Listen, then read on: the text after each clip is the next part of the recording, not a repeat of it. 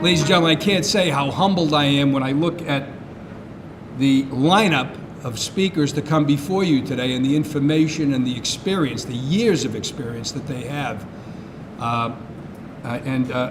So I'm going to keep certainly my comments to a minimum because you folks are the experts, and there are a number of you in the audience as well that have done a great deal of work in this area. And I think my role is to bring attention to it along with my colleagues in the House and Senate, and hopefully we'll continue to do that. But let me begin by introducing our first speaker, Dr. Devra Davis, founder of the Environmental Health Trust and award-winning scientist and author of Disconnect, The Truth About Cell Phone Radiation. So without further delay, let me introduce Dr. Devra Davis. Thank you. Thank you.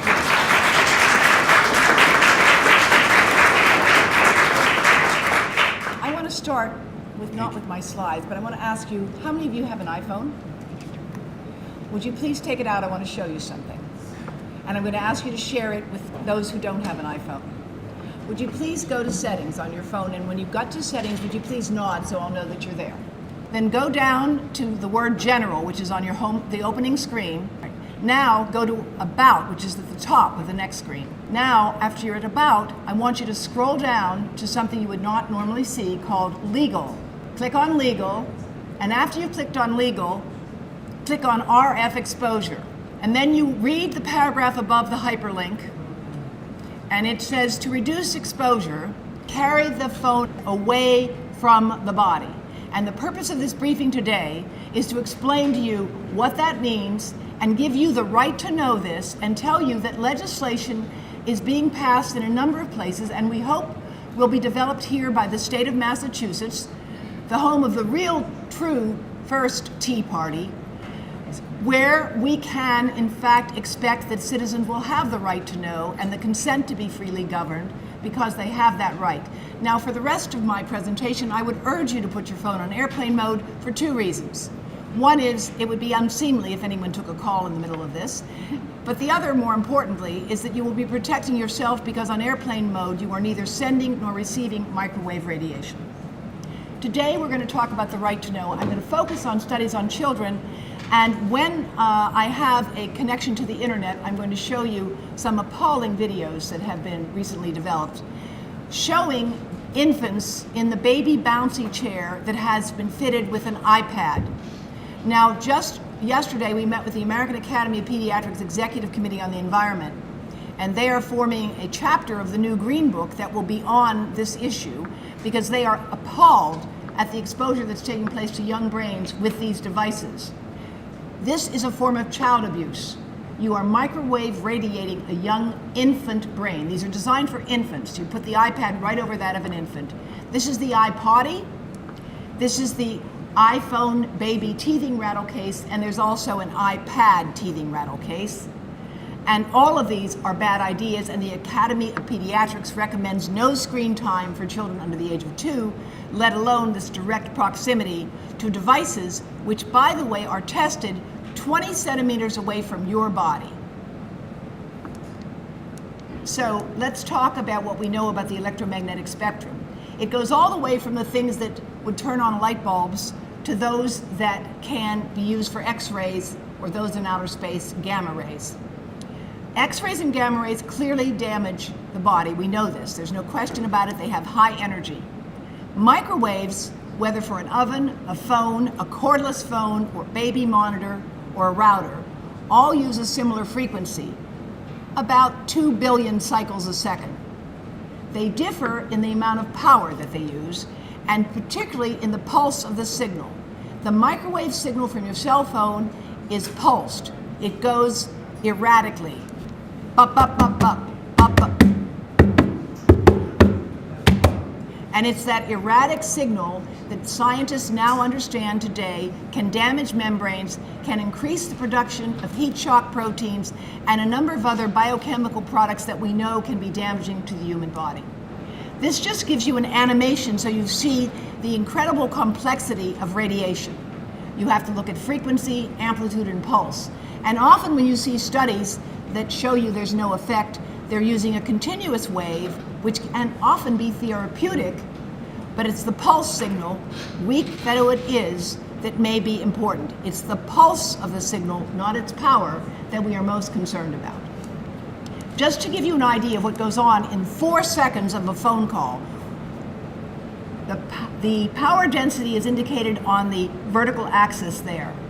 And the power density in volts per meter is lowest when you're on standby, but all the time the phone is searching for a signal from the tower because it's smart. And when you first answer the phone is when you should never hold it right next to your head, because the phone is smart, it goes to maximum power, and that means maximum power into you, because the phone antenna is symmetrical. The closer you hold it to your body, the more radiation gets into your body. It's the repeated exposure over years, over decades, that we believe is most biologically important. So those of you who are young, who've been sleeping with your phones, who've been keeping them in your pockets, right over your reproductive organs, who've been keeping them in your bra, you can stop now and your bodies will recover because you have that capacity because of DNA repair. I'm concerned about your children and those who are going to grow up as my grandchildren can, with exposure to a sea of radio frequency radiation that did not exist even 5 years ago. Standards for cell phones were set 18 years ago and have not changed. Would you want to fly in an airplane with 18-year-old safety standards? I don't think we should be exposing ourselves and our children to wireless devices that meet these old safety codes. Lloyd's of London provides insurance to major corporations. Lloyd's of London has not insured against health damages from wireless radiating devices since 1997. That has some interesting implications, both for government and for businesses. If you are a business and you are requiring people to use cell phones, or you are exposing people to wireless radiation, then you are going to be liable for the health damages, because other companies, Lloyd's of London, has not been covering that damage for close to 20 years. They say that the risk from dangers linked to EMF can be classified as an emergent risk, and they classify it as one of the top 6 risks in the world. That's what they say in a report that can be found on our website. Now, children definitely absorb more radiation than adults. And even if they absorb the same amount, of course, a child is not the same as an adult. Their brains are growing more rapidly. The fetus, of course, is in the greatest danger. And cell phone manuals warn about this. And in fact, if you look at your iPad manual, it tells you to keep the antenna away from the body. But nobody looks at that. That's why it's important that you look at our newly launched website today, showthefineprint.org. That's where you can find neatly packaged all the warnings that are otherwise buried in devices today. So I'm going to just briefly show you one study done by a colleague nearby here at Yale University, where they did prenatal exposure to mice that were pregnant to cell phones, and they used just a phone that was programmed to be on, so it was no one was talking on it, and they used it throughout the 3 weeks that the mice take to produce a baby. And these are the results. They had significantly poorer memory, they had much more hyperactivity, and much more anxiety if they had been exposed throughout pregnancy to cell phone radiation. Think about that. Think about what that may mean. I want to tell you what's happening with respect to some international groups. France, Finland, Israel, they are all advising cell phone precautions. Use a speakerphone, use the earpiece, don't keep the phone on the body in your pocket, and avoid using it in areas of weak signal. This is almost universal around the world today, and it can be found buried in the manuals, which is why we hope the legislature is going to do the next step. And I want to tell you, Professor Lawrence Lessig of Harvard Law School has an offer to you. If you pass this law, he will defend it pro bono. He and the dean at Yale will defend this law pro bono because he feels so strongly in the right to know here as a First Amendment specialist. Maybe that's a sign from on high.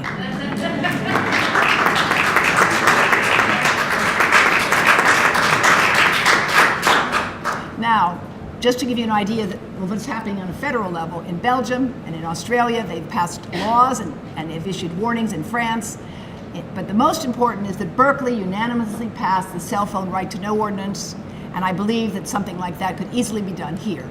So we have lots of material we'll make available to you after, and I look forward to talking with you, and we'll give you information about how to reach us. Well, thank you for the opportunity to address you this afternoon. I have worked my entire career in the technology sector, and as our guest speakers have acknowledged, my last role was the president of Microsoft Canada. And during my time in industry, I witnessed the incredible benefits that technology can provide. I've also seen the potential risks if technology is not used appropriately. And I believe there's potential harm in the way that we use wireless technology and devices today. Almost 3 years ago, I helped form the organization Canadians for Safe Technology. C4ST is a not-for-profit, completely volunteer-based coalition of parents, citizens, and experts whose key mission is to educate and inform Canadians and their policymakers about the risk of exposure to unsafe levels of radiation from technology. Over the previous 2+ years, I've had the opportunity to meet personally with over a dozen leading medical or research experts in the field of the effects of electromagnetic radiation. These experts are from institutions such as Yale, Harvard, Columbia, University of Toronto, and you've heard from one of the most esteemed experts, Dr. Devra, who is a Nobel Laureate Award winner. I am convinced there is harm from wireless devices the way we use them today. I have resigned from all the technology company boards on which I previously served, and I'm dedicating primarily all my efforts to C4ST. Although we live in different countries, I believe we can agree on the following. No manufacturer or distributor of cell phones, nor any regulatory body, says that cell phones are safe. What they say is they meet all federal safety regulations. Unfortunately, our track record in North America is not stellar. We reacted very late to the harmful effects of tobacco, asbestos, BPA, thalidomide, DDT, urea formaldehyde insulation, and the list goes on. As mentioned previously by Dr. Davis, the World Health Organization in 2011 classified all wireless devices as a Class 2B possible carcinogen. Lead and DDT are in that same category. Americans and Canadians believe in the right to know. No matter what our political party, we expect our government to be transparent.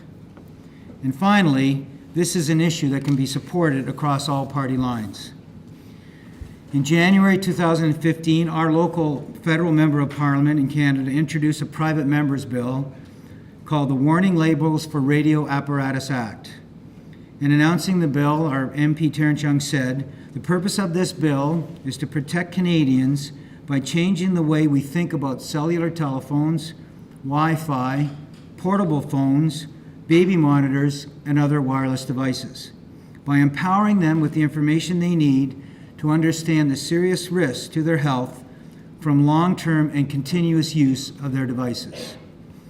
The bill has received support from members of Parliament from all 5 political parties, including the health critic for the official opposition, who is a seconder on this bill. In March and April of this year, Canada's Parliamentary Health Committee held 3 hearings into Safety Code 6, Canada's guidelines for wireless radiation exposure. In the presentation to that committee in March, Andrew Adams, the Director General of Health Canada, acknowledged that studies exist that show harm at levels below North American standards.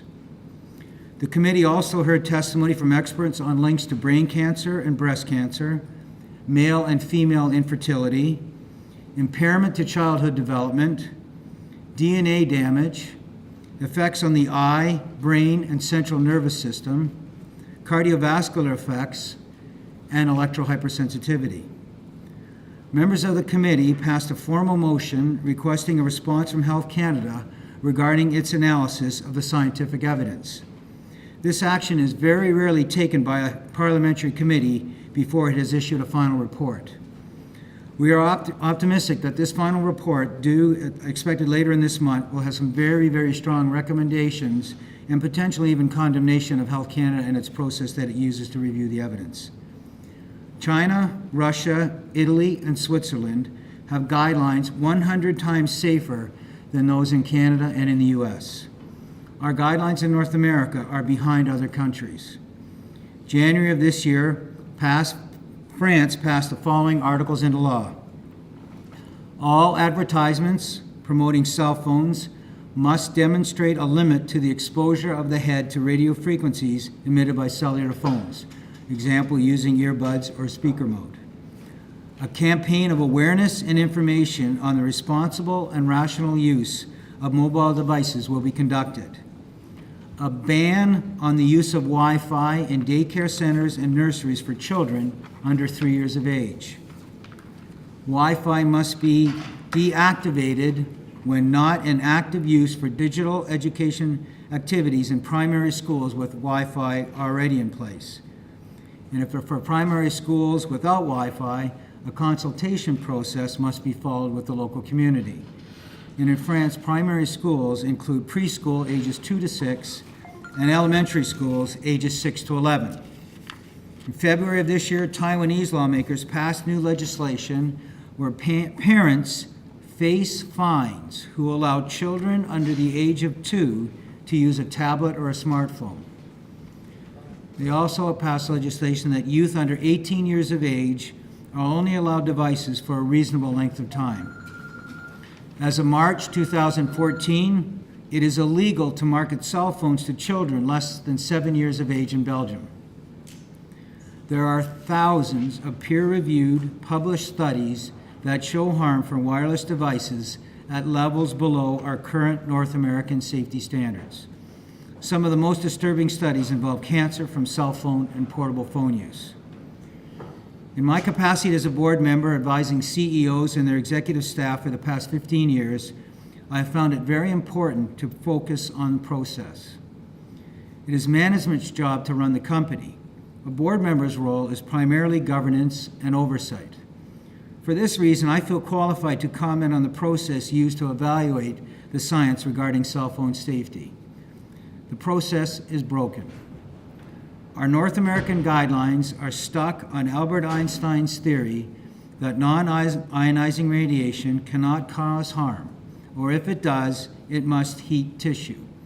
Canadian and FCC guidelines recognize only thermal effects causing harm. In other words, only if the tissue is heated.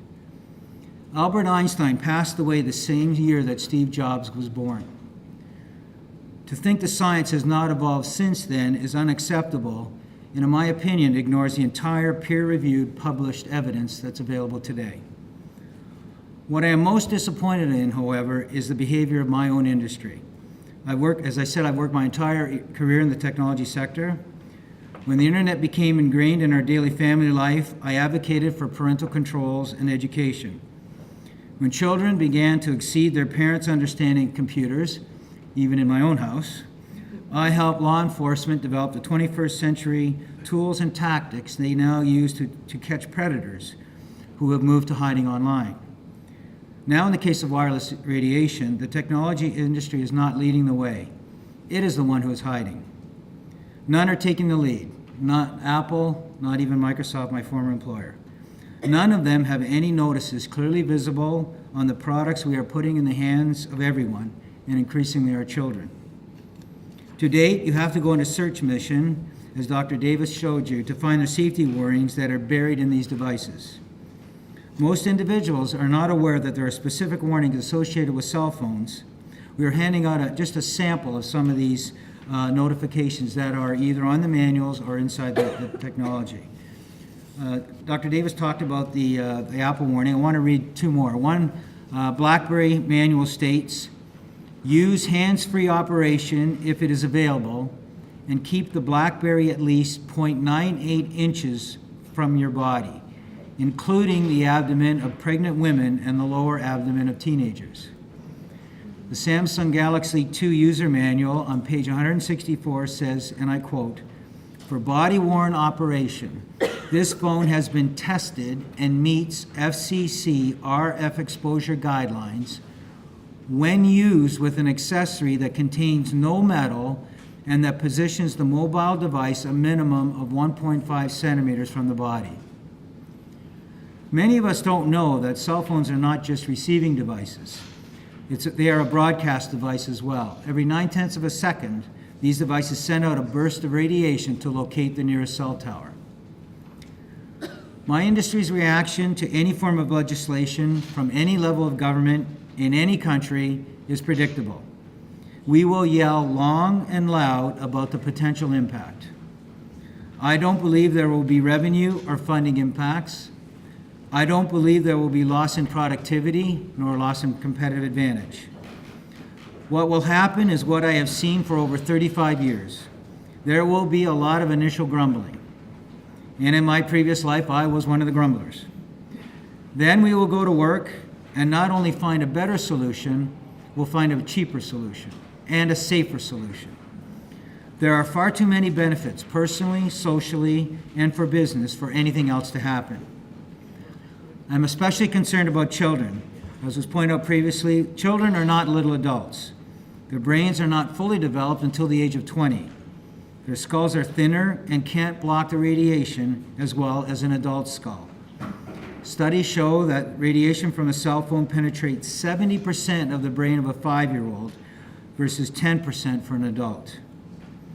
There is a fundamental difference stating no evidence of harm versus saying a device is safe. Today, as we pointed out, you have to go on a search mission to find the safety warnings buried in the cell phones that we all use.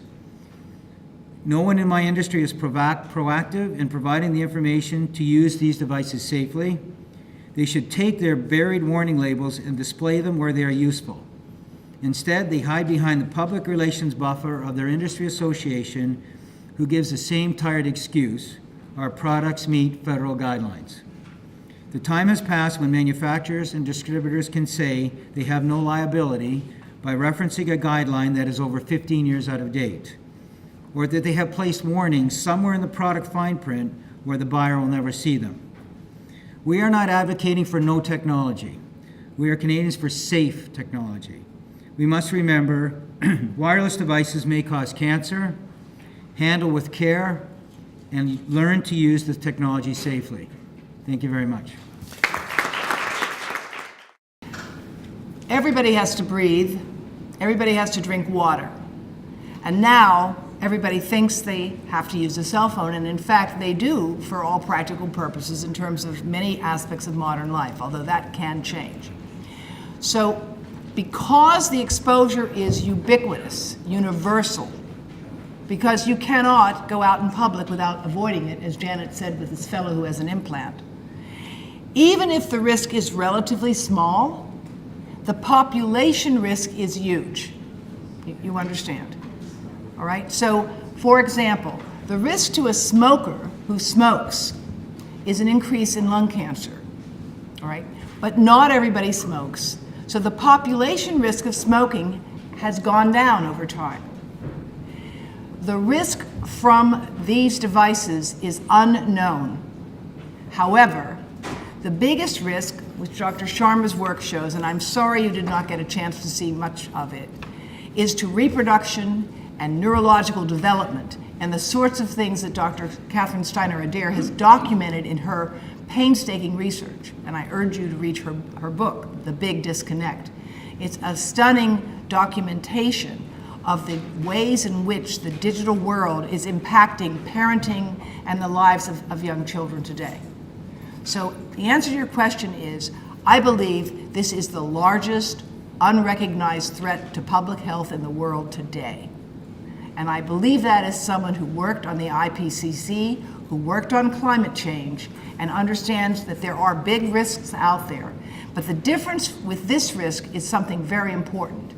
This is a risk you can do something about now. You can get those phones out of your pocket. You can stop sleeping with them.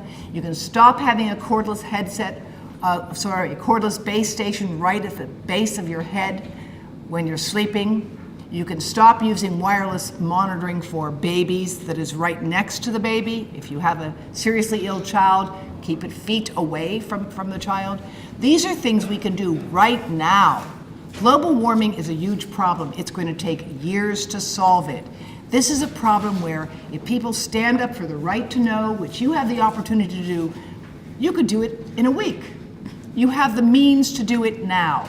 The cell phone companies, they already have the means to reduce radiation. As Frank Clegg put it, you know, they'll grumble, but they'll do it. And in my other book, When Smoke Ran Like Water, I documented how when catalytic converters were first suggested by the US Congress, Lee Iacocca famously said, "You'll shut down the American automobile industry. We don't have those little teeny tiny cars like they do in Japan. We've got big, powerful American cars, and we won't be able to handle that." Well, then somebody actually took a big, powerful American car over to Japan and put a catalytic converter engine in it, and it ran perfectly fine. And he came back kind of sheepishly admitting, yes, well, we could actually do that. And then Congress passed a law, and they grumbled. But sure enough, American industry was then shortly leading the world with cleaner car engines, which are now the standard all over the world. And what we have here is a situation kind of like what we had with airbags and seatbelts. People grumbled and complained, but we eventually got them, and now we have the lowest rate of fatalities from car crashes in this country's history, because government did its job to protect public health and safety. So I think there's an opportunity here, and I think the risk is great, but the opportunity to do something about it is equally great.